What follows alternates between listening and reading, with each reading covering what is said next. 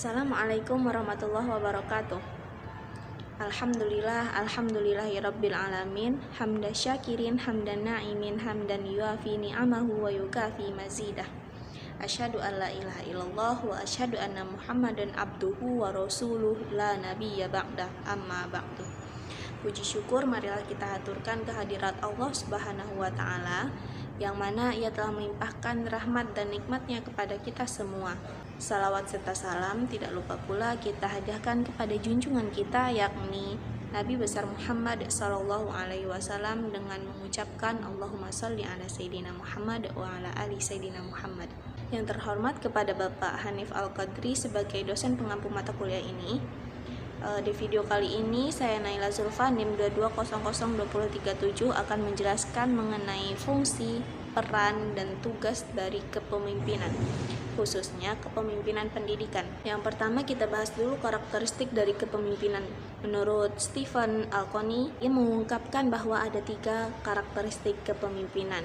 Yang pertama, karakteristiknya seorang pemimpin itu adalah orang yang selalu mau dan ingin belajar. Seorang pemimpin yang baik tidak akan pernah puas terhadap apa yang telah ia dapatkan. Mereka akan selalu ingin belajar, memperbaiki diri, menambah skill, keterampilan. Karena dalam setiap kondisi itu kan tidak selalu sama. Pasti dalam situasi itu akan berbeda-beda. Sehingga pemimpin itu terus memperbaiki dirinya, memperdalam ilmunya, menambah skillnya untuk memimpin sebuah organisasi, kemana ia akan membawa anggotanya untuk mencapai tujuan dari organisasi. Yang kedua, ada pemimpin itu selalu berorientasi pada layanan. Kita lihat kebanyakan di situasi sekarang ini kan seorang pemimpin itu adalah orang yang selalu merasa dan ingin menjadi bos. Padahal kan sebenarnya nggak kayak gitu, teman-teman. Pemimpin itu adalah seseorang yang diberikan amanah tanggung jawab yang besar untuk memimpin, mengelola, bagaimana ia mendedikasikan semua kemampuannya, waktunya untuk mengelola organisasinya. Kan kebanyakan di situasi sekarang pemimpin itu selalu ingin memerintah, ingin menjadi bos, raja, sehingga semua anggota organisasinya itu akan merasa takut, akan merasa tidak nyaman. Padahal tugas pemimpin itu bukan seperti itu. Tugas pemimpin itu adalah orang yang bertanggung jawab, diberi amanah untuk mendedikasikan semua tenaga, waktu, biaya untuk mencapai tujuan organisasi yang telah ditetapkan.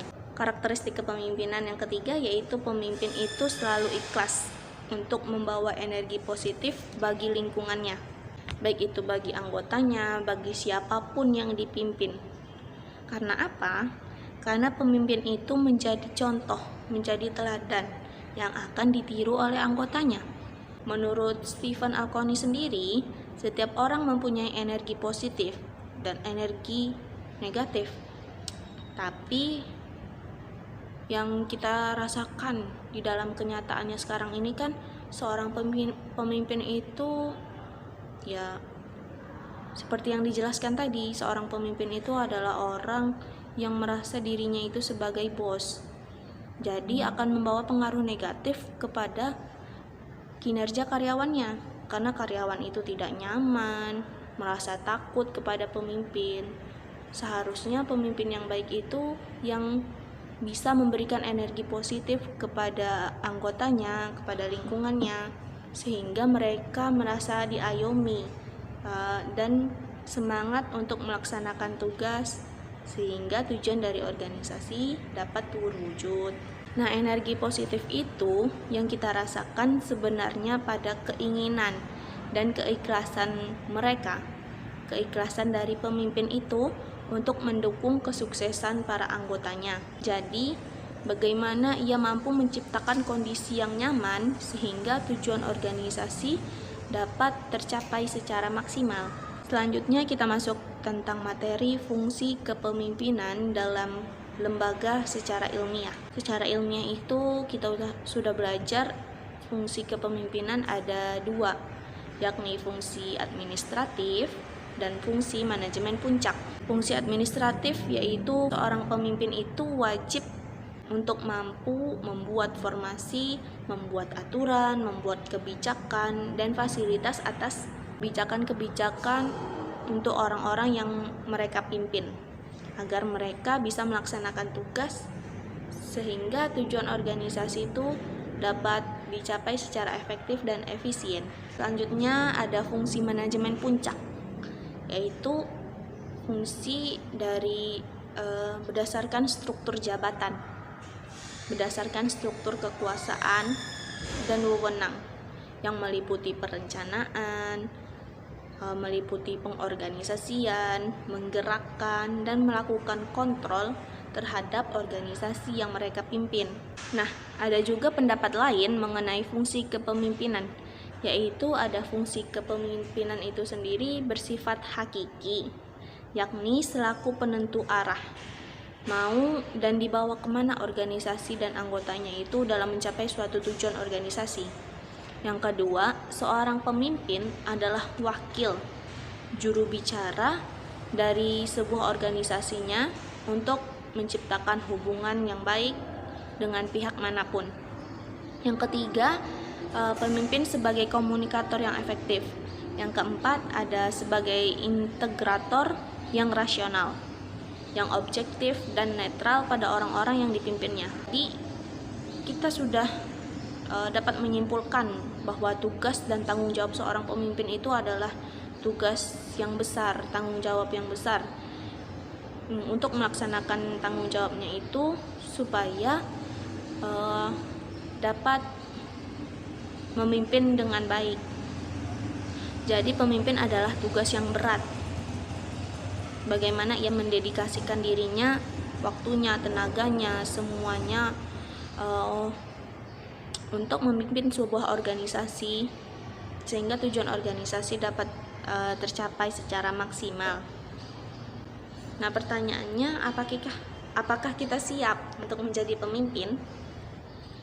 Ya, walaupun kita pada hakikatnya sudah menjadi seorang pemimpin ya, yakninya pemimpin untuk memimpin diri sendiri dulu takdirnya.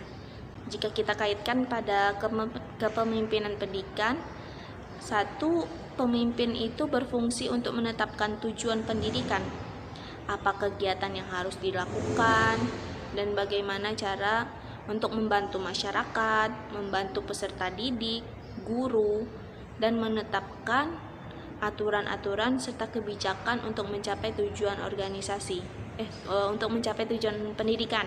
Misalnya, ketika mencari nilai-nilai yang menjadi landasan atau pegangan dalam sebuah pendidikan, guru dan kepala sekolah akan bertanggung jawab kepada tugasnya melalui surat keputusan yang telah mereka terima. Artinya, kalau mereka telah mendapatkan surat keputusan tersebut, mereka sudah mengemban tanggung jawab yang besar di pundaknya untuk melaksanakan tugas tersebut. Tugas itu bukan hanya untuk kepentingan pribadi, untuk mencari keuntungan yang besar, tapi tugas itu dilaksanakan sesuai dengan tanggung jawabnya. Jika kita telah melaksanakan tugas dengan baik, artinya keuntungan tersebut pasti akan mengikuti. Jadi kita harus melaksanakan tugas dahulu, baru keuntungan akan mengikuti. Yang kedua, pemimpin itu adalah untuk memperbaiki proses belajar mengajar agar efektif dalam mencapai tujuan. Baik kepala sekolah ataupun guru atau siapapun yang secara konsekuensinya mempunyai tanggung jawab sebagai pemimpin. Kemudian memberikan penjelasan dan penerimaan, menyusun konsep yang baik untuk perubahan-perubahan demi kemajuan organisasi, menjadikan proses belajar sebagai pusat segala usaha untuk menjadikan peserta didik menjadi orang yang dapat diterima di masyarakat dan menjadi manusia hebat, bukan hanya sekedar pelepas tanggung jawab. Yang ketiga, fungsi dari kepemimpinan pendidikan itu adalah berkewajiban untuk menyusun organisasi pendidikan demi tujuan organisasi serta organisasi yang produktif. Nah, kegiatannya dapat dilakukan di sekolah dan mulai dari bagaimana merencanakan secara bersama-sama untuk dapat menjadi organisasi yang produktif, dapat menjadi organisasi yang bermanfaat bagi peserta didik maupun bagi masyarakat. Jadi, pemimpin adalah lembaga pendidikan bagaimana siswa, mahasiswa, dan peserta didik bisa mendapatkan sesuatu yang diinginkan. Nah, itulah yang menjadi tanggung jawab sebagai seorang pemimpin dalam pendidikan. Fungsi kepemimpinan pendidikan yang keempat adalah untuk mengkreasikan iklim perkembangan dan kesempatan serta tumbuhnya kepemimpinan yang positif. Contohnya yaitu seorang guru harus merasakan bahwa suasana sekolah itu harus memungkinkan kreativitas dan daya pikir serta tingkah laku yang dapat menjadi contoh yang baik yang relevan bagi peserta didik. Yang kelima, menyediakan sumber-sumber yang baik. Untuk perkembangan pendidikan, kepemimpinan pendidikan belum efektif jika seluruh staf sekolah mereka memiliki tanggung jawab ini. Dan sekolah tidak akan berkembang jika tidak mendapatkan sumber-sumber yang baik dari dalam maupun dari luar organisasi pendidikan, sehingga mereka dapat produktif. Selanjutnya, materi tentang peran kepemimpinan menurut Henry Mintzberg, yaitu yang pertama, peran bagaimana hubungan mereka dengan perorangan. Artinya bagaimana mereka secara face to face sebagai pemimpin itu sendiri untuk berhubungan kepada bawahannya. Contoh hubungan pemimpin dengan bawahannya, dengan kata lain mereka sebagai mentor, konsultatif, dan untuk perkembangan skill yang baik bagi setiap anggotanya. Yang kedua, sebagai peran informatif, artinya sebagai mentor, penyebar informasi kepada para karyawan, kepada kepala sekolah, misalnya kalau di sekolah, kepada rektor jika di universitas, yang berfungsi sebagai juru bicara atas organisasi atau lembaganya. Yang ketiga, sebagai pengambil keputusan. Bagaimana kita mengenalnya dengan leader is decision making. Artinya pemimpin itu adalah pengambilan keputusan. Maka orang yang sulit mendapat keputusan yang tepat dalam waktu yang singkat dan keputusan itu matang akan berdampak kepada sebuah organisasi atau lembaganya. Bagaimana organisasi tersebut dapat maju atau malah semakin mundur. Materi selanjutnya yaitu fungsi kepemimpinan. Yang pertama ada fungsi perencanaan, fungsi memandang ke depan, fungsi pengembangan, fungsi pengawasan loyalitas, dan mengambil keputusan. Serta fungsi yang terakhir yaitu pemberi motivasi. Peran kepemimpinan yaitu untuk menciptakan visi misi sebuah organisasi. Apa tujuan yang akan mereka capai dan akan menjadi seperti apa organisasinya. Yang kedua, menganalisa anggota timnya dan bagaimana mendapatkan orang-orang yang mumpuni posisi yang tepat sesuai kompetisinya. Yang terakhir ada pemimpin harus bisa membaca potensi untuk mencapai tujuan organisasi. Baiklah, sekian penjelasan kita hari ini. Saya Naila Zulfa pamit undur diri. Assalamualaikum warahmatullahi wabarakatuh.